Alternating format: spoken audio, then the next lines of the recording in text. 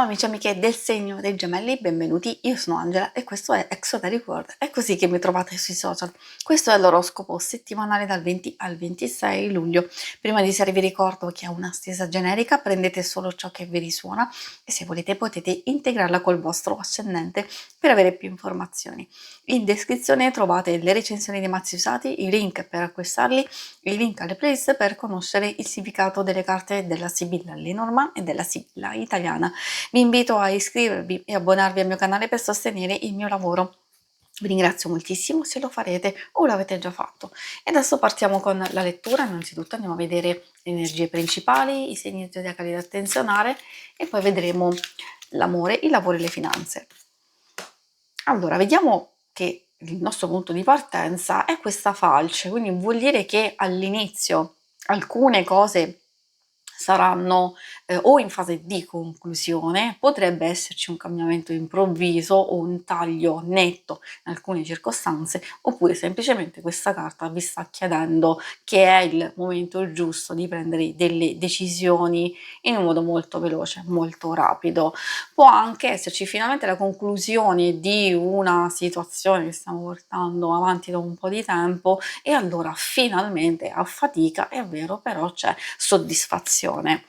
E la soddisfazione la vediamo anche attraverso la presenza del giglio o dei gigli, che è per eccellenza la carta della realizzazione, dell'equilibrio, dell'armonia e anche di una pace ritrovata, quindi può esserci un momento di calma, potrebbe esserci un momento di, come vi dicevo, di soddisfazione, ottenere risultati e quindi ce lo possiamo godere in pieno.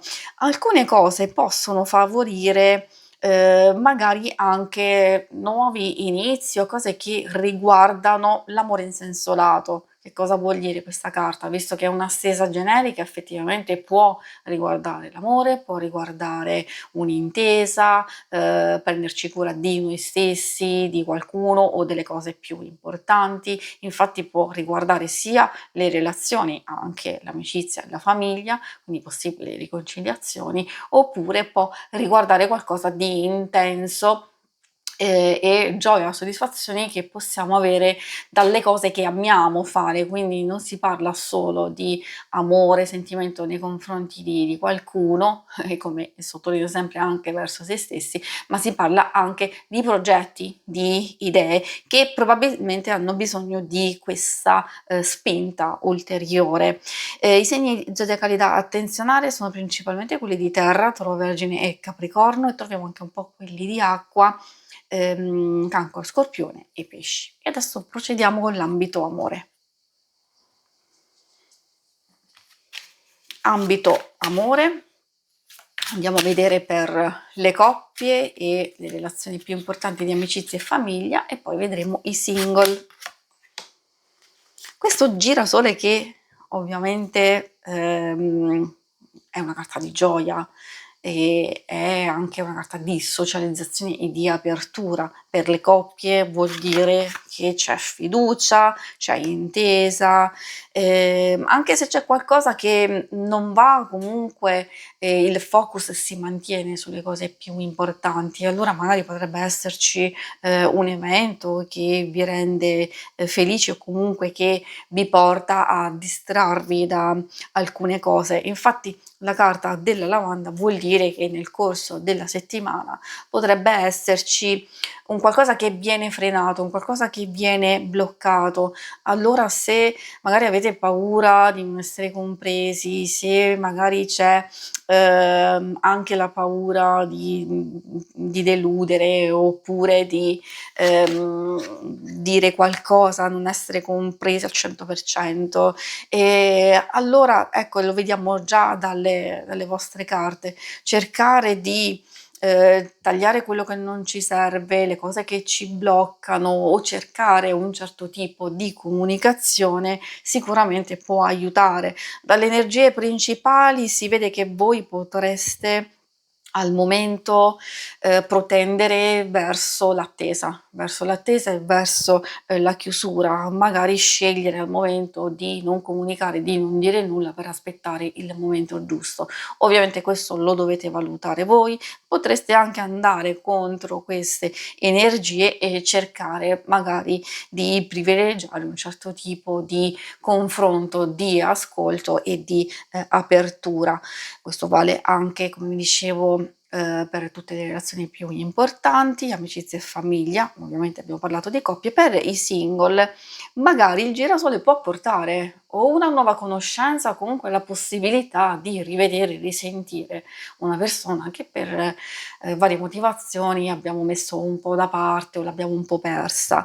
Però dei contrasti, delle divergenze, dei blocchi, degli ostacoli che possono riferirsi anche a situazioni esterne, possono buttare un po' giù di morale. Quindi valutate se è il caso comunque di aspettare, se è il caso di verificare, di farsi sentire o di aspettare che magari sia l'altra persona.